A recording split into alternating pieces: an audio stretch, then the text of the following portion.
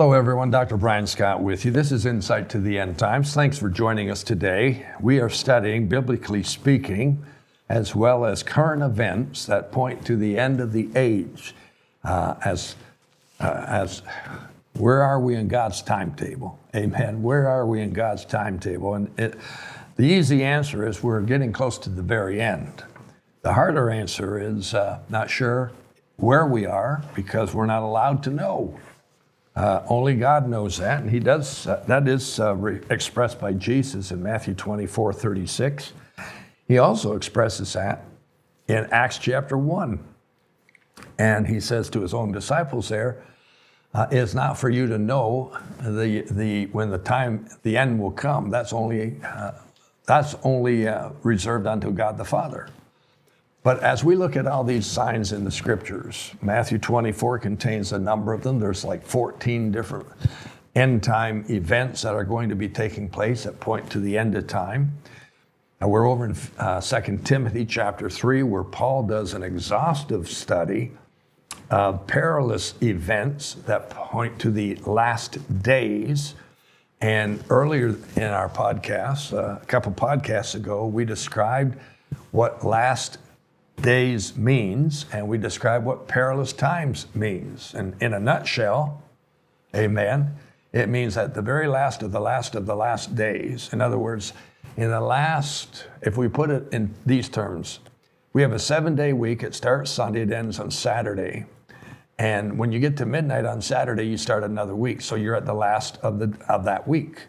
We're at somewhere in the 11:55, 11:56, 11:57 p.m. of the Saturday. We're at the very, very, very last of the last days.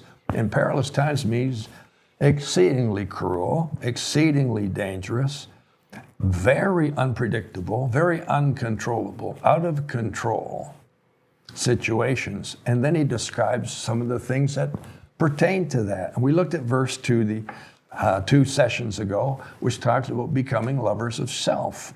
That's basically where things are today. Everyone is very motivated for themselves and more so for themselves than anything else or anybody else. And then you have the second category, lovers of money. And that's way out of control in terms of what's important to people. Well, it's my money. It's what I've got. And people are striving for more all the time. You know, I go back to my television example. Our very first television was a big console. It was massive. It was so heavy to even try and move it. And it was not computerized, or it was not transistorized. It had these tubes on the inside of it, which made it heavy, heavy, heavy. And the screen was oval, or at best it was round, and it was no more than, say, it was just slightly larger than a basketball. So maybe 12, 15 inches in width. And it was circular or almost circular. And it was black and white. Hey, this is Matt from Insights to the End Times. I wanted to interrupt just for a quick moment and ask you to do us a huge favor. If you could go ahead and hit the like, share, or subscribe button, it would allow us to make sure that you stay up to date with all the latest videos from Dr. Scott. Now back to the episode. And it would be another, I would guess, a better part of 10 years before we had what was a color television available. And I remember when we saved up to buy our first color television. Boy, did we think we were special. We had a color television. It's still console style, which meant it was about the size of a casket and just about weighed as much. But that was cutting edge in the 60s and 70s, which dates me, obviously. But now we have these flat screens. And I remember when they first came out, if you had a 20-inch flat screen, boy, did you have cutting-edge stuff.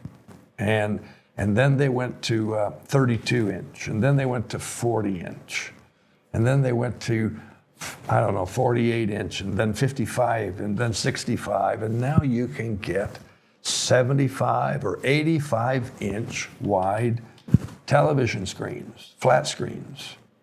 And you know, if you're still watching this, let's say a 20-inch flat screen or a 20-inch console, that's almost likened to the Little House on the Prairie. That's almost back in the pioneer days. Things have just exploded. You've got a television screen right here in your smartphone. You've got access to the telephone and all the other materials that are on the internet on the smartwatch. On and on it goes. Things have changed so much. Well, now we get into the third category of peril, and it's called boasters. And boasters, the Greek word for that means you're a bragger. You just love boasting and bragging. And you know what that means? The extended Greek meaning of these words, boaster and braggart, is you have a desire to self-promote yourself. It's an extreme desire, an extreme level of self-promotion where you will lie and exaggerate and stretch the truth to embellish the facts to leave a very positive, lasting impression, whether it's true or not. Do you realize that boasting now has reached a point where almost every statement being made falls under the category of boasting? Why? Because it embellishes the facts, regardless of the truth, to leave a lasting impression that forms a direction or a path for you to follow. It is just absolutely everyday conversation. It's everyday statement being made by those in a level of authority. They come out and they make a statement. It may have absolutely no relevance to truth whatsoever. And people will hear it, and because we have been so indoctrinated to follow what we're hearing, that we will not investigate to find out whether or not it's true. Big deal. When I went to university, this is in the 70s, and we're now in 2026, so I'm talking about over 50 years ago.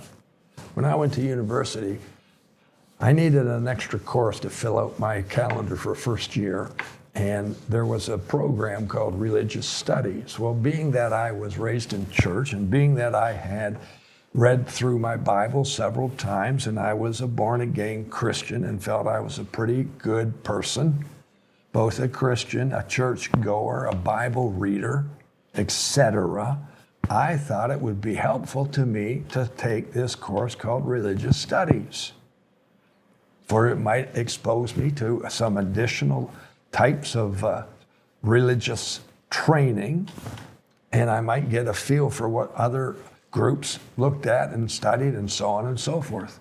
What I didn't know was it was really a course in situational ethics.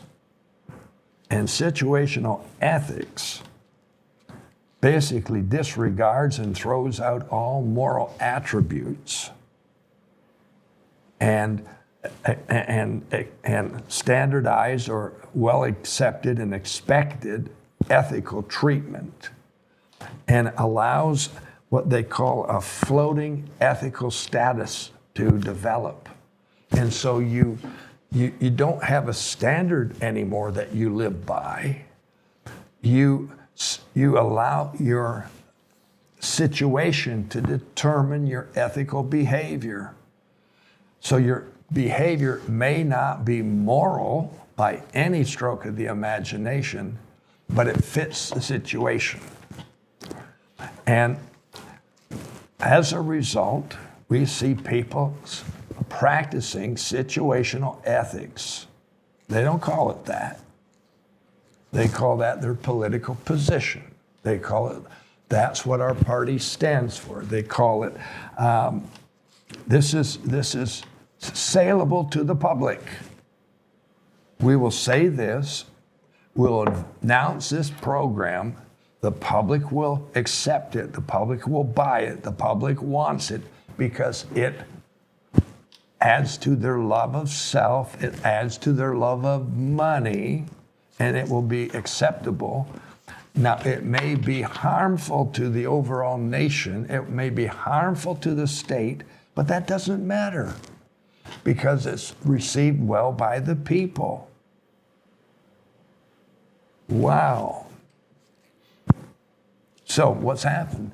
Our religious settings of today in 2026, many of them have taken the scriptures. I don't know if you can see my Bible here, but they have taken the scriptures and they have closed them and they've set them aside on the premise that these concepts in the Bible, they don't really reflect society today. They don't really reflect what's going on in society today. So for us to follow the scriptures means we're going to be irrelevant, and we're not going to be current.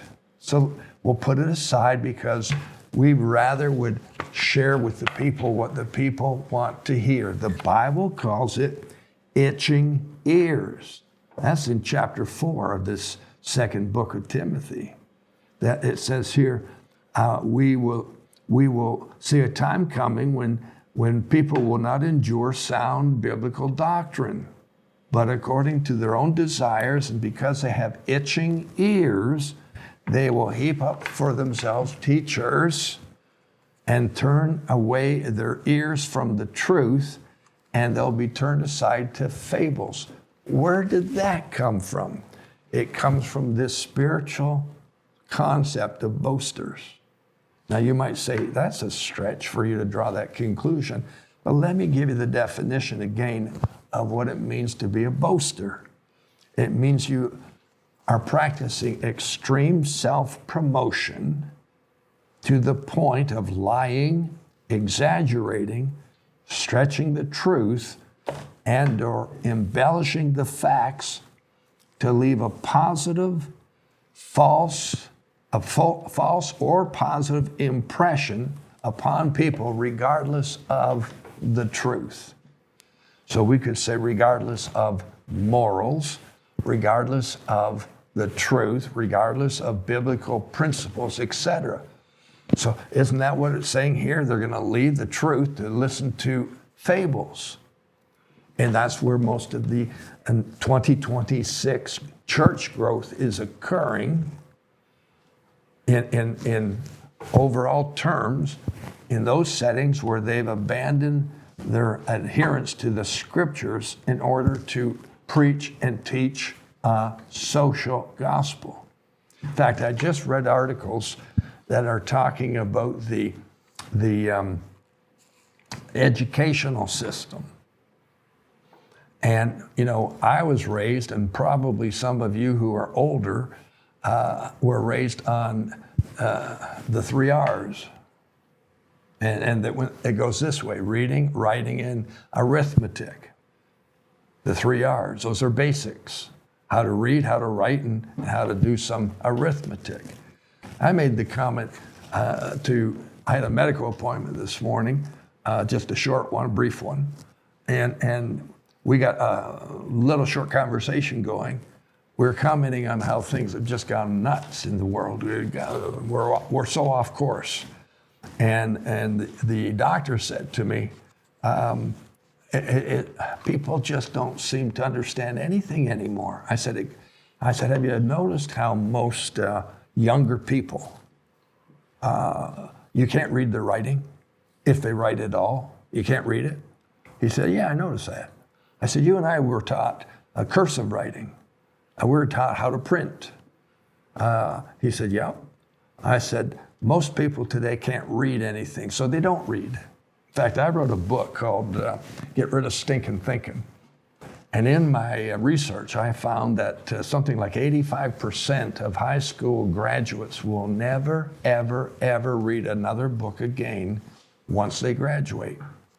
That means only 15% of the graduated population. That we're talking about those who graduate from high school or secondary school, whatever it's called in your location. But I'm talking about going through, elementary school, grades 1 up to 8, and then go into a high school where you have 4 to 5 years of additional training. And graduating high school usually means you're in the vicinity of 17 or 18 years of age. And from that point forward, 85% will never, ever read another book. And that research came before the cell phone became so prominent. And the reason people can't write today, because the only writing they do is with their thumbs on their phones. You can see how old school I am. But I'm getting at this point. If they don't write clearly and they don't spend time to read, then what are they going to do? They're going to rely on whatever comes across their phones, and whatever comes across their phones, how can they tell whether it's right or wrong, whether it's real or not? Because most of what comes across the phone is going to be boasting. And I go back to my definition. It's extreme self-promotion to the point of lying, exaggerating, and stretching the truth, embellishing the facts to leave a false or positive impression regardless of truth. Wow. So people today come out and they'll make a statement, and because they made the statement, we must believe it. Students were asked at one of the Ivy League schools on the East Coast a number of years ago, like 5-6 years ago, they were asked to define what freedom of speech was. Here was their answer. You have the right to say anything that I agree with. I hope you heard what I said.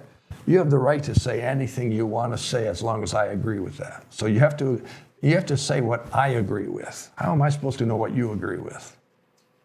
Well, you see, this is this boasting again. And so we have developed what is called, instead of a moral philosophy, we have an amoral philosophy. And it has penetrated or infiltrated almost every aspect of life today. So we don't have standards anymore. We have a moral philosophy. We're in the spring of 2026. We have just recently, in the last few days, been able to watch a number of different television presentations of things like the Oscars for movies, and Emmy Awards for television, and Grammy Awards for music, and so on. And I don't know if you can watch those programs. I can't. Because the people, a lot of the people are dressing so pervertly. It's immoral. It's absolutely immoral. It's like, wow. Wow. So why is our society adrift? Because this third category, lovers of self, lovers of money, and now boasters. You think boasting is just simply saying, my dad has more credit cards than your dad. Well, that's what we said when we were little kids. But today, boasting is, whatever I want to say, I'm going to say it to make an impression, and you have to agree with me, or else you're discriminating, and I'm going to bring a lawsuit against you. So we've taken what life was like before, and we've thrown that out, and now we have a whole new definition of what's acceptable. And boasting, whether you know it or not, is one of the determining factors as to what is now acceptable. One of my newspaper articles that I like to read on the state of affairs in North America, at least, said this, that we used to have standards developed on biblical standards and school standards and teaching standards and so on. And they said all of that's been displaced by the social standards that come across these cell phones, these smartphones. And these standards can shift and change by the click of a button. Folks, perilous times are here. They're not coming, they're here. They're really here. And I hope this has opened up and added to your understanding of what's going on in the world, so we are better prepared to face the future. I'll see you in our next podcast. Thanks for joining us today. Amen.